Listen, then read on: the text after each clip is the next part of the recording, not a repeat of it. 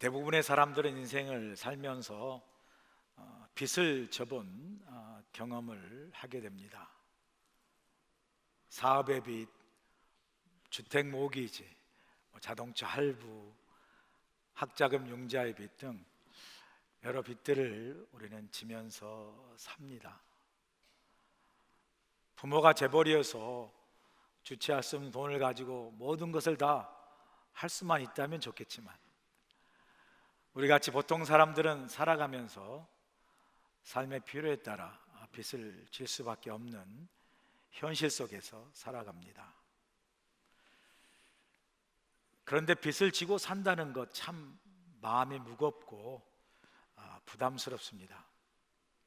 제가 미국에 유학 와서 석박사 과정을 하면서 융자한 학자금 빚을 20년 넘게 갚아온 고통을 경험하면서 참 빚지고 산다는 거 정말 힘든 일이다라는 생각을, 저만 하겠습니까? 여러분도 아마 하실 것이라 생각을 합니다. 그래서 오늘 본문의 사도 바울은 아무에게도 아무 빚도 지지 말라고 강하게 권고하고 있습니다. 빚을 지고 사는 것이 얼마나 힘든 일인가를 잘 알기 때문입니다.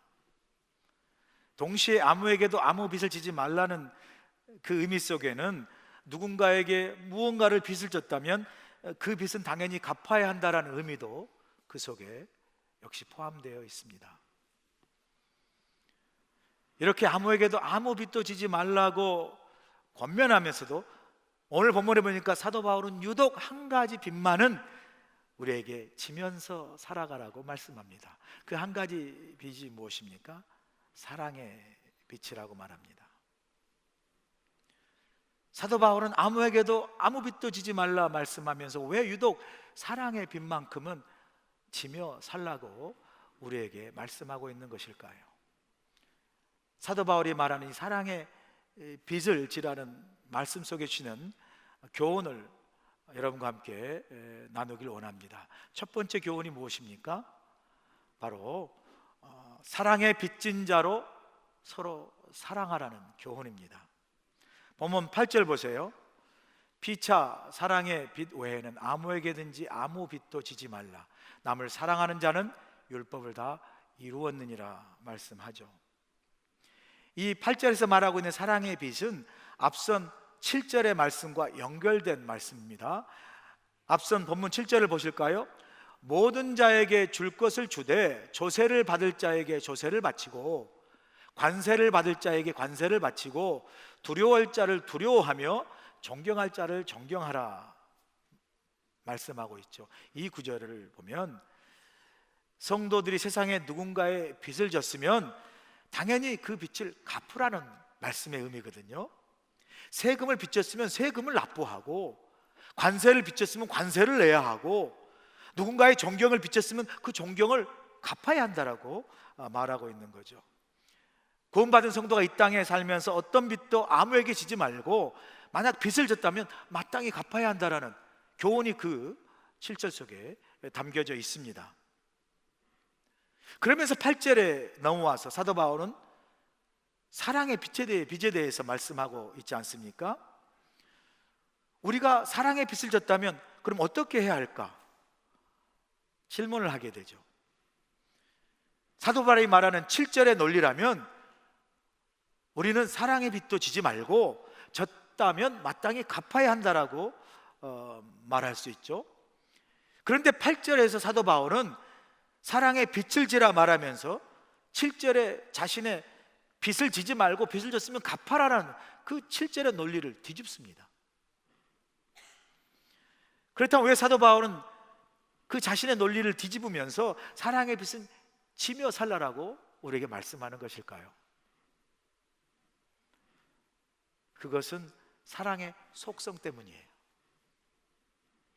세상에서 말하는 소위 준 만큼 사랑하고 받은 만큼 사랑하는 계산된 사랑이 아니라 정말로 진정한 사랑이라면 그 사랑은 갚을 수 있는 빚이 아니기 때문입니다. 우리의 부모의 사랑을 한번 여러분 생각해 보세요. 자식된 우리가 부모의 사랑을 다 갚을 수 있는 것입니까? 우리가 효도를 한다고 해서, 부모에게 잘한다고 해서 우리가 받은 그 부모의 사랑의 빛을 우리가 다 갚을 수 있습니까?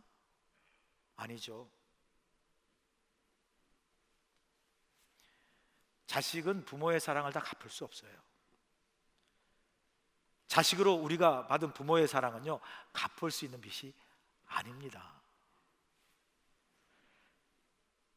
마찬가지로 오늘 본문의 사도 바울은 사랑의 빚을 지라고 말하는 이유는 사랑의 빚은 갚을 수 없기 때문에 그래요. 그런 관점에서 사도 바울은 사랑을 이 빚으로 표현하면서 그 사랑의 빚은 우리가 질 수밖에 없고요, 또 진다 한들 갚을 수 없는 빚이기에 차라리 역설적으로 그 사랑의 빚만은 지면서 살라고 우리에게 권면하는 거예요. 그러면서 이 실상의 본뜻은 이 갚을 수 없는 사랑의 빚진 자로 우리가 어떻게 살아야 됩니까? 마땅히 서로 사랑하며 살아야 함을 강조하고 있는 말씀이에요. 제가 설교를 준비하면서 제가 살아오면서 진 사랑의 빚을 한번 생각해 보았습니다. 여러분도 이 시간 한번 여러분이 살아오면서 여러분이 진 사랑의 빚을 한번 생각해 보세요. 우리가 자라면서 부모님께 받은 사랑의 빚, 물론 말할 것이 없겠죠. 또 제가 20대 후반, 30대 막 30대 유학 와서 미국에 살면서 제2의 조국이 미국 땅에서 미국으로 받은 사랑의 빚이 참 많더라고요. 가난한 유학생 시절 저희 집사람이 둘째를 낳는 가운데 임신 중독증으로 7개월 만인가요 쓰러졌습니다. 의사는 생명이 위험하다라고 이야기했고요, 또 7개월 만에 조산해서 C섹션으로 난 아이는 탯줄이 목에 감겨서 병원에 4개월 이상 시험관에 있었습니다. 그때 정말 유학 온 지 1년밖에 안 된 그 시절에 참 고통스럽다라는 생각을 합니다. 그런 와중에서 참 그 의학적인 도움으로 저희 아내도 살고 저희 딸도 살았습니다. 그래 둘째 딸 이름이 그레이스예요. 흔하지만 얘는 사랑의 은혜로 난 딸이다. 그때 나온 병원비가 20만 불이 넘었습니다. 저요 20만 불 다 한 푼도 안 갚았습니다. 가난한 유학생 무슨 돈이 있겠습니까? 20만 불 넘는 병원비 다 탕감받았습니다. 지금 생각하면 너무나 큰 사랑의 빚을 제가 미국에 졌습니다. 자녀들 키우면서 나라에서 받은 그랜트, 교육비도 제가 받은 사랑의 빚이에요. 미국 땅에 살면서 참 이 미국에 진 사랑의 빚이 이렇게 많더라고요. 이 빚만 빚이겠습니까?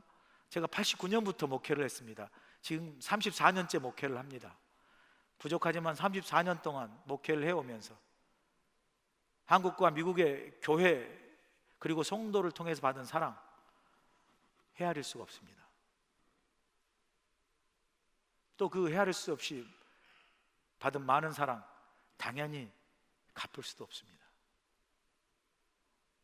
그렇게 많은 사랑의 빛을 제가 설교 준비하며 돌아보니까 제가 얼마나 많은 사랑의 빛을 지며 살아왔는지 새삼 엄청 놀라게 돼요. 그러면서 제가 돌아보니까 제가 살아오면서 받은 사랑의 빛은 그렇게 많은데 제가 받은 그 사랑의 빛을 갚은 사랑은 기억이 나지 않는 거예요. 순간 제가 깨달았습니다. 아, 나는 진짜 사랑을 이렇게 많이 빚지고 이렇게 사랑을 많이 받았음에도 불구하고 그 받은 사랑, 갚은 거 기억나지 않고 그 받은 사랑 나누는데 참 인색한 삶을 살았구나 라는 생각을 제가 하게 됐습니다. 여러분은 살아오면서 여러분 사랑의 빛 얼마나 많이 지시며 살았습니까? 여러분이 살아오면 진 사랑의 빚 많이 갚고 살고 계십니까?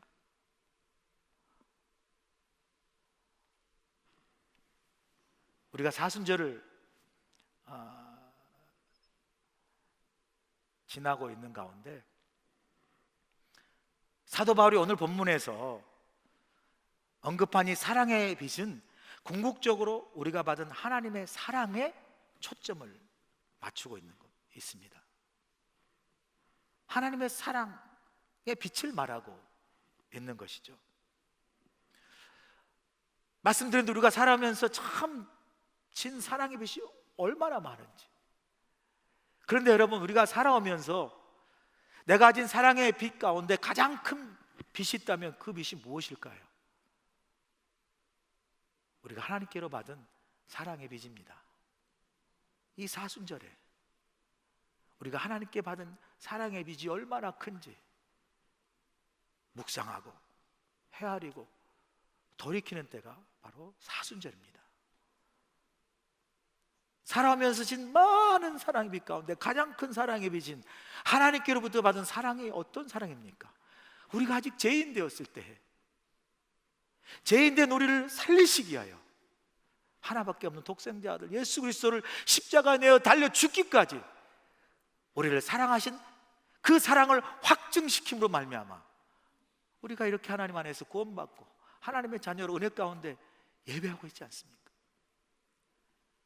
우리가 이렇게 하나님께로 받은 그 십자가의 놀라운 구속의 사랑, 그 사랑의 빛을 우리가 어찌 다 헤아릴 수 있고 어찌 다 우리가 갚을 수 있겠습니까? 이 사순절에 우리를 향한 이 자기 아들의 목숨까지 내어주시고 자기 생명까지 기꺼이 주신 그 하나님의 사랑, 주님의 사랑을 다시 한번 우리가 묵상하고 그 갚을 수 없는 사랑, 그 사랑에 깊이 감사할 수 있는 이 사순절 되시길 주여 간절히 축원합니다. 사도 바울은 동시에 오늘 본문에서 우리에게 말합니다. 받은 이런 사랑에만 감격하여 머물러 있지 말고 우리가 받은 사랑의 빛으로 이웃과 다른 사람과 서로를 사랑하라고 말씀합니다. 복음서에서도 예수님은 율법사를 향해서 율법을 지키는 데 몰두하고 있는, 그래서 율법에 따라 사람을 판단하고 정죄하는 일에 앞서는 바리새인들 향해서 이렇게 말씀하지 않습니까? 남을 사랑하는 자는 율법을 완성하고 다 이룬 사람이라고 이야기합니다.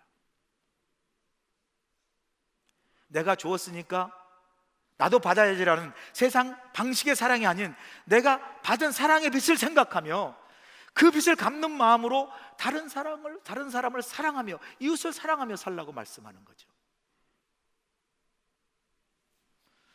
우리가 받은 하나님의 사랑 어찌 다 우리가 갚을 수 있겠습니까? 갚을 수 없습니다. 갚을 수 있는 우리의 몸짓이 있다면 그것은 내가 받은 그 하나님의 사랑으로 다른 사람을 사랑할 때 우리는 우리가 받은 사랑을 조금이나 보답하는 삶을 살 수가 있는 것이겠죠.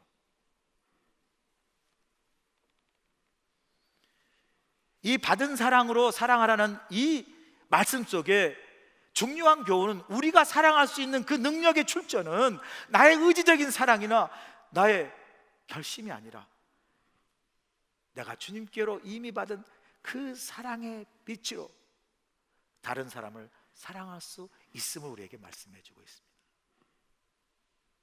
여러분요, 우리는요 기본적으로 이기적인 사람이에요. 우리는 기본적으로 자기중심적인 사람이에요. 우리가 누군가를 사랑한다 할 때도 그 사랑은요 나의 이기적인 욕심과 나의 중심적인 사랑으로 사랑되어진 사랑이 많습니다. 내가 좋아할 때는 사랑하면서도 나의 이기적인 마음과 충돌될 때 언제든지 그 사랑을 거두고 그 사랑이 미움으로 바뀌고 증오로 바뀌는 게 우리가 소위 사랑한다고 말하는 사랑입니다. 여러분, 누군가를 사랑한다고 말하면서 그 사랑 언젠가 나도 모르게 변하여 그 사람을 미워하고 있지는 않습니까? 그게 우리의 얄팍한 사랑입니다. 변질되기 쉬운 사랑이에요. 그러면서 우리는 사랑하며 산다고 착각하고 살고 있습니다.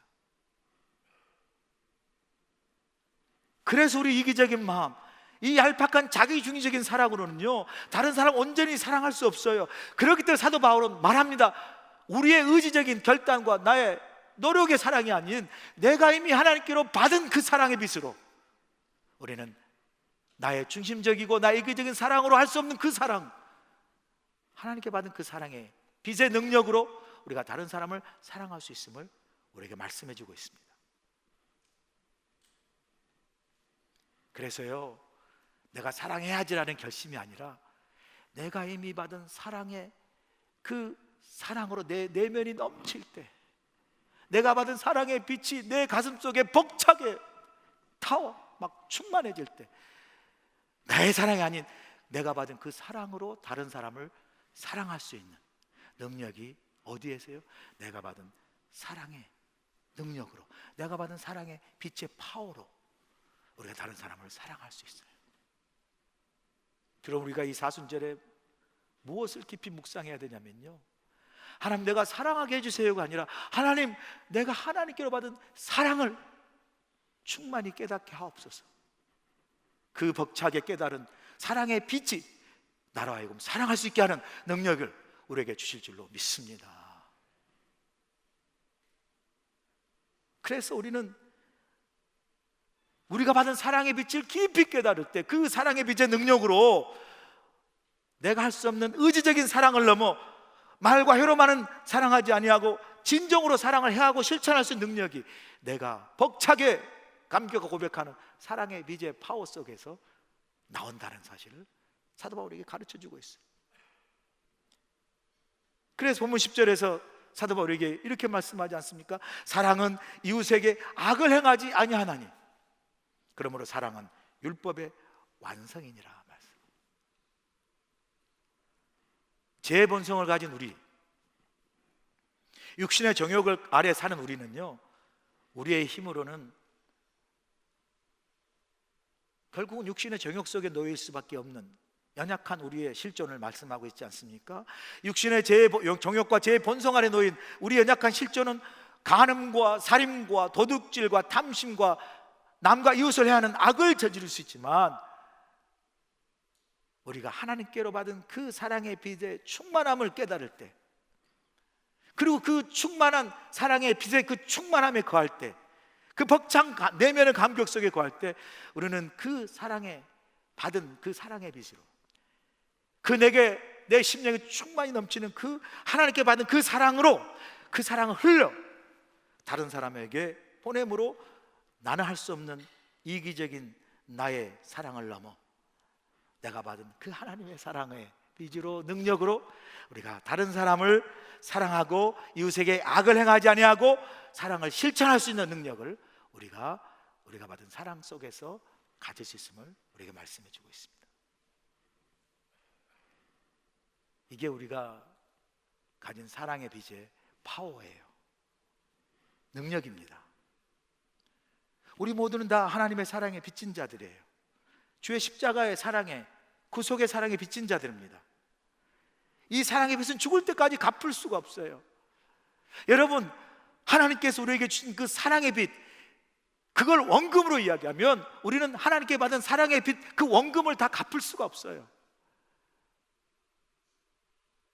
여러분, 빚을 지고 나서 원금은 하나도 까이지 않고 이자만 갚으면 얼마나 고통스럽습니까? 그런데 하나님의 사랑은요, 원금은 하나도 갚지 않고 이자도 갚을 수 없지만 고통이 아니라 그게 감격이요, 그 원금도 갚을 수 없는 그 사랑의 빛이 나에게 감격이요, 또한 그 감격이 흘러 다른 사람을 사랑하게 할 수 있는 능력이 됨을 우리에게 가르쳐주고 있지 않습니까? 내가 받은 이 하나님께 받은 갚을 수 없는 이 사랑의 원금, 이 사랑의 빛으로, 이 사랑의 능력으로 우리가 서로 사랑할 수 있는 우리 모두가 되시기 주의 간절히 축원합니다. 두 번째로 우리에게 주신 교훈은 삶의 마지막엔 사랑만 남는다라는 교훈이에요. 본문 11절 보세요. 또한 너희가 이 시기를 알거니와 자다가 깰 때가 벌써 되었으니 이는 이제 우리의 구원이 처음 믿을 때보다 가까웠습니다. 이 구절의 사도 바울은 우리에게 지금이 어느 때인지 알아야 한다라고 말씀하고 있습니다. 여러분, 지금이 어느 때인가요? 사도 바울은 지금은 잠에서 깨야 할 때라고 말합니다. 지금은 우리 구원이 우리가 처음 믿을 때보다 더 가까워진 때라고 말합니다. 사도 바울은 이 표현을 통해서 자다가 깰 때요, 우리 구원이 처음 믿을 때보다 가까워졌다는 이 표현을 통해서 우리에게 마지막 때인 예수님의 재림이 가까이 오고 있음을 우리에게 말씀해 주고 있습니다. 그러니 우리에게 뭐예요? 깨어 예수님의 재림을 준비하며 살라고 말합니다. 예수님의 다시 오실 재림은 뭘 의미합니까? 세상의 종말과 세상의 심판의 때를 말하는 것이죠. 성도는 예수님이 재림하셔서 이 땅에 심판하실 마지막 때를 준비하는 종말론적 신앙을 가지고 살라고 말하는 겁니다. 세상의 종말과 세상의 마지막 때가 있음을 깨닫지 못하고 세상에 취하며 살지 말고 언젠가 다가올 예수님의 재림, 종말의 때를 준비하며 살아야 된다라고 우리에게 말씀을 합니다. 이 예수님의 재림의 임박성을 사도 바울은 밤이 깊고 낮이 가까웠다라고 표현합니다. 보면 12절 보세요. 밤이 깊고 낮이 가까웠으니 그러므로 우리가 어둠의 일을 벗고 빛의 갑옷을 입자. 예수님이 다시 오실 재림의 종말이 잠에서 깨듯 어두운 밤이 깊어 곧 밝은 아침 낮이 가까이 오듯 예수님을 만날 마지막 종말의 때 가까이 왔다 말합니다. 이렇게 세상의 재림과 종말의 때를 말하면 동시에 이건 우리 각자의 인생에게도 마치 불현듯 찾아올 예수님의 재림과 종말의 때처럼 우리 인생도 어느 날 잠에서 깨듯 밤이 깊고 어두운 밤이 지나 낮이 가까이 오듯 불현듯 어느 날 예수님께서 우리의 삶을 찾아오실, 불현듯 우리가 예수님을 만날 삶의 종말인 죽음의 때가 가까이 있음을 우리에게 교훈적으로 말씀해 주고 있습니다. 여러분, 저와 여러분이 살아가는 이 인생 영원하지 않습니다. 한순간 자고 깨듯 어둠이 지나고 아침낮이 밝아오듯 어느 순간 우리 인생의 마지막 때가 오게 됩니다.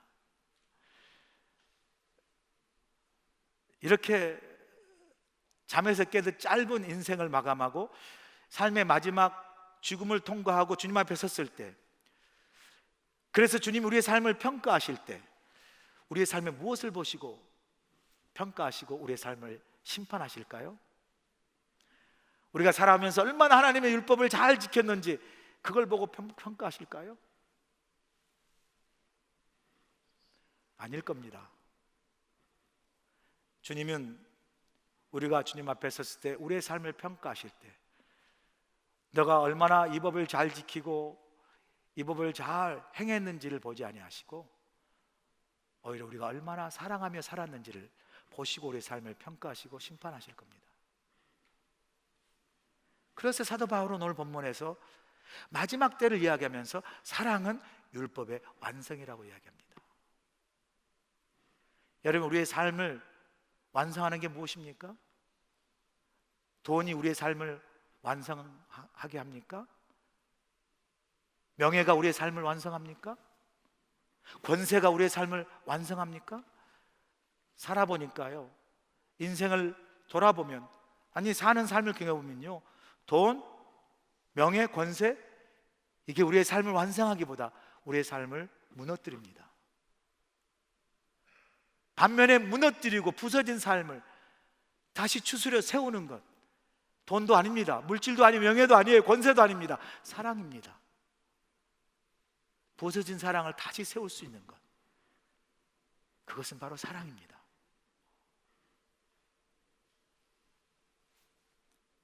그래서 삶의 마지막엔 무엇만 남습니까? 돈, 명예, 권세 아니요, 사랑만 남습니다. 살면서 그렇게 잡으려고 애쓰고 발버둥 쳤던 돈도 명예도 권세도 삶의 마지막인 종말인 죽음 앞에요 다 부질없는 것이에요. 여러분, 하나님이 삶 마치고 우리가 하나님 앞에 섰을 때 하나님이 우리가 돈을 얼마나 남기고 얼마나 그 많은 권세를 가지고 얼마나 높은 명예를 가졌나 묻지 아니하십니다. 우리가 얼마나 사랑하느냐 물으시며 우리의 사랑으로 우리의 삶을 평가하실 겁니다. 삶의 마지막엔 사랑만 남습니다. 여러분,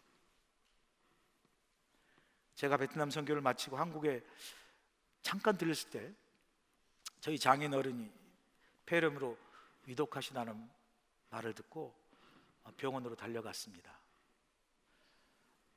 연세대 세브란스 병원에 입원하셨는데 가보니까 간병인 하나만 허락하고 나머지 사람들은 방문 자체를 금합니다. 누구가 왔다 소용없습니다. 허락을 하지 않습니다. 코로나로 때문에. 그래 영상으로 통화를 하는데 이 산소호흡기를 부착하고 힘들게 가쁜 숨을 몰아쉬는 가운데 어렵게 통화를 했습니다. 통화하는 중에 제게 우리 장인어른께서 한서방, 나는 이제 하나님께 갈 준비가 됐다라고, 나는 이제 내 인생을 마감하고 하나님께 갈 준비가 됐다라고 말씀을 하셨습니다. 혹시 이것이 마지막이 될지 모를까 지금 한국에 있지만 미국에 있던 아내와 두 딸들을 영상으로 모아 가쁜 숨을 몰아쉬는 장인어른과 통화를 했습니다. 어쩌면 이것이 마지막 통화일 수도 있습니다. 함께 통화하는 가운데 마지막 삶의 죽음을 앞에 두고 나눈 말, 할아버지, 아버지 얼마나 제게 유산을 남겨주실까요? 묻지 않았습니다. 할아버지, 아버지, 장인어른 돌아가시면 부골 안에 어떤 이력서를 남길까요? 묻지 않았습니다. 우리가 그 마지막 때 서로 애타게 나누었던 그 말 한마디는 아버지 사랑해요, 할아버지 사랑합니다, 장인어른 사랑합니다, 힘내세요. 그 말밖에는 할 수가 없었습니다. 여러분, 삶의 마지막에 남는 것은 사랑밖에 없습니다. 지금 그렇게 아웅하고 바둥하는 거요, 여러분 삶의 마지막 그 앞에 그것이 얼마나 지금 아웅하고 바둥하는 것 그렇게 귀한 거 아닙니다. 마지막에 남는 것 사랑밖에 없어요. 함께했던 사랑, 우리에게 주셨던 사랑, 우리에게 남겨준 사랑이 생각나면 눈물이 나더라고요. 그리고 좀 더 사랑하지 못했던 그 사랑이 아쉬워서 눈물이 나요. 뭐 섭섭한 거요? 속상한 거? 미운 거? 화난 거? 아무것도 아니에요. 여러분, 마지막에 보니까 그냥 사랑을 전해주고 싶은 마음 그 하나만 남는 것을 경험을 합니다. 우리 삶이 언제 마지막 때 이럴지 아무도 모릅니다. 잠에서 깨듯 밤이 지나고 아침에 낮이 찾아오듯 어느 순간 우리 인생 마지막 때가 우리에게 찾아올 때, 그래서 너무나 짧은 인생 미워하고 다투며 싸우기에는 너무나 아까워요. 열심히 사랑하며 살아도 짧은 인생입니다. 시편 90편 12절에 모세의 기도가 그래서 우리의 기도가 되길 원해요. 모세가 이렇게 기도하지 않습니까? 우리에게 우리의 날 계수함을 가르치사 지혜로운 마음을 얻게 하소서. 우리가 이제 앞으로 살아갈 그 인생의 날이 얼마인지 알지 못하지만 그 남은 날을 계수하며 언제가 마지막 날이 불현듯 잠에서 깰 때 찾아올 때에 우리가 마지막 우리의 삶의 자리, 우리가 지나간 삶의 흔적, 나의 존재됨이 사랑으로 남겨지고 사랑의 흔적으로 남겨지고 내가 지나간 존재의 자리가 사랑으로 밝아지는 그런 인생을 그런 흔적을, 그런 나의 존재됨을 남기고 우리가 우리의 삶을 마감해야 되지 않겠습니까? 여러분 주위를 돌아보세요. 우리 곁에 있는 사람이 우리가 사랑해야 할 사람들입니다. 삶의 마지막엔 사랑만 남습니다. 여러분의 삶의 흔적, 제 삶의 흔적, 우리가 지나간 자리, 우리의 존재됨의 자리가 사랑으로 남는 삶이 되시길 주님으로 간절히 축원합니다. 마지막 세 번째 우리에게 주시는 교훈은 육신의 일이 아닌 주의 사명을 위해 살라는 교훈입니다. 보면 14절 보세요. 오직 주 예수 그리스도로 옷 입고 정욕을 위하여 육신의 일을 도모하지 말라 말씀합니다. 사도 바울은 잠에서 깨어 마지막 때를 준비하는 종말의 신앙을 가진 성도의 삶은 더 이상 육신의 일을 도모하는 삶이 아니라 예수 그리스도를 옷을 입고 주의 사명을 위한 삶을 살아야 함을 우리에게 말씀합니다.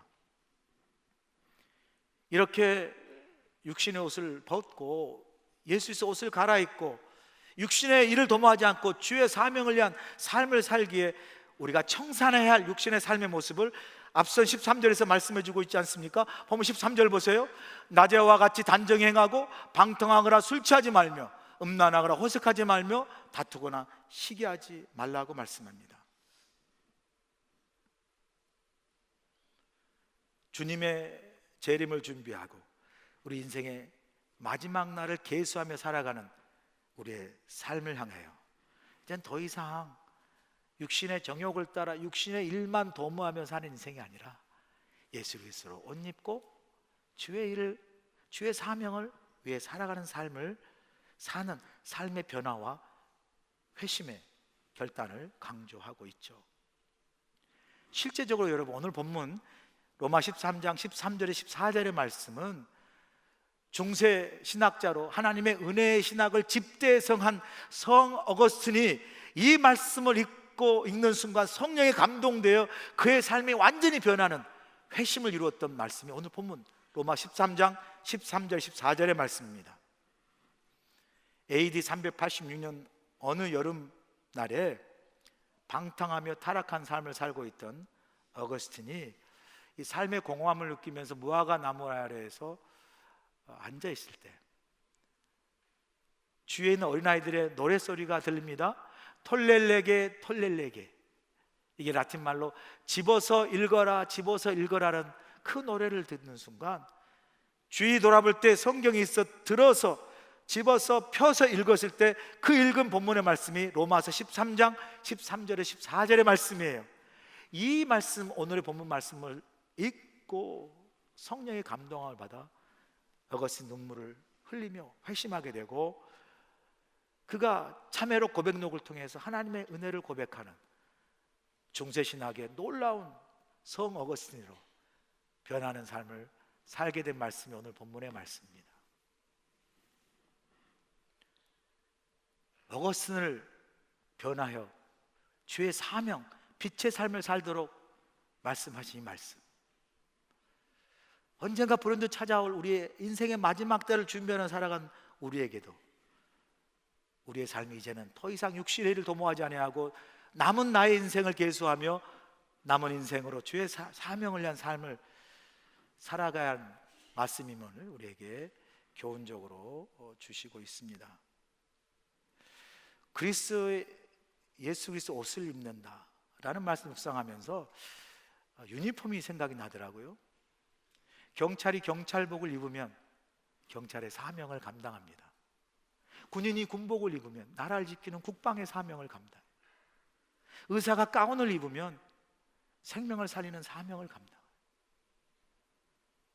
우리가 예수 그리스도의 옷을 입으면 더 이상 육신의 일을 도모하지 아니하고 이제부터 주의 일을 위하여 주의 사명을 위하여 사명을 감당하는 삶으로의 변화를 이제부터 사순절을 지나가는 우리들이 이 사순절을 지나면서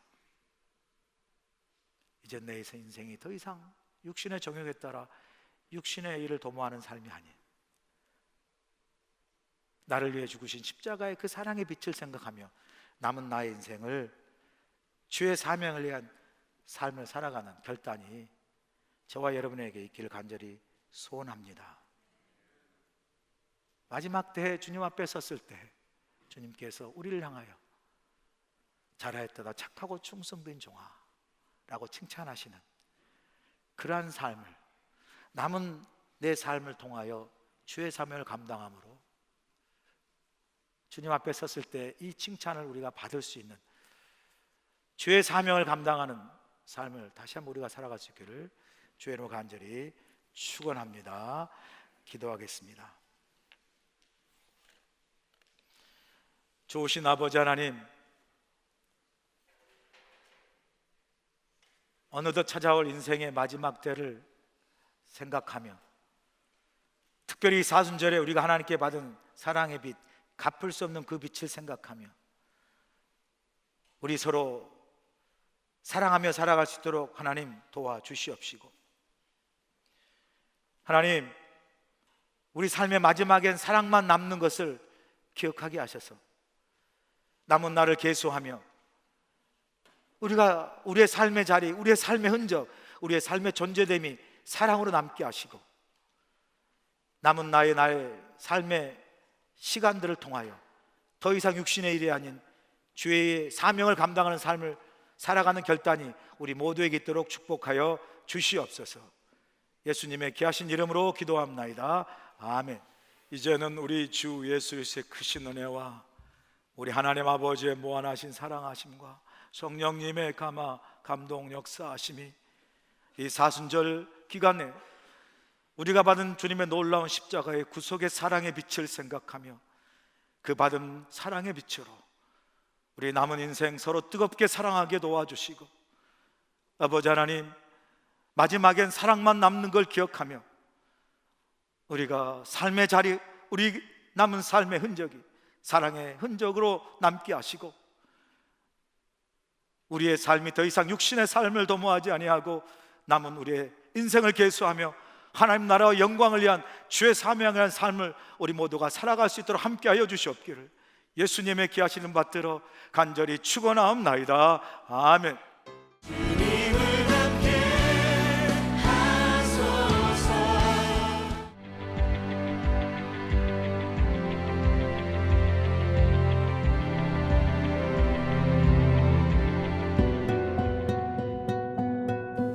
Aloha! This is Eunji Hwang, serving both the preschool and kinder children who God has given to us. We raise our children with the love of God along with wonderful teachers.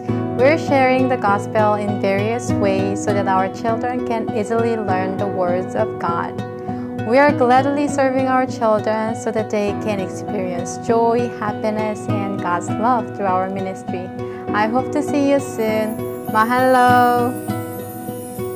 Aloha and welcome. I am Director Ellen No for Awana and Elementary Ministry. Together, teachers and I work together to strengthen our children's faith walks through the words of God, praise, and fellowship. Awana is a global program designed for the discipleship of over 4 million children. We invite you to join us in Awana and Sunday worship, and we look forward to seeing you soon. God bless you all. Aloha! Hello, my name is Nathan Lee and I am the youth pastor for our beloved 6th to 12th graders. Our youth ministry is a safe and encouraging community for students to build a firm foundation in their faith, identity, and future. During these years, students are trying to figure out who they are while learning how to successfully navigate and lead their lives. We hope to come alongside our youth during these formative years to support, encourage, and guide them with the Word of God and His love. Our vision is to see a youth that is awakened to the reality of Jesus Christ and to live passionately for Him. Our aim is to see our students powerfully encounter God's love, to empower them to go all in for Jesus, and to prepare them to live out their faith with courage and boldness. Our prayer is that our students will discover their eternal security in the purpose and the hope of the gospel as they experience the living power of the Holy Spirit in their personal lives. Our weekly gatherings are Fridays at 6:30 p.m. and Sunday mornings at 9 a.m. and 11:15 a.m. We look forward to getting to know our next generation youth and serving them. Mahalo!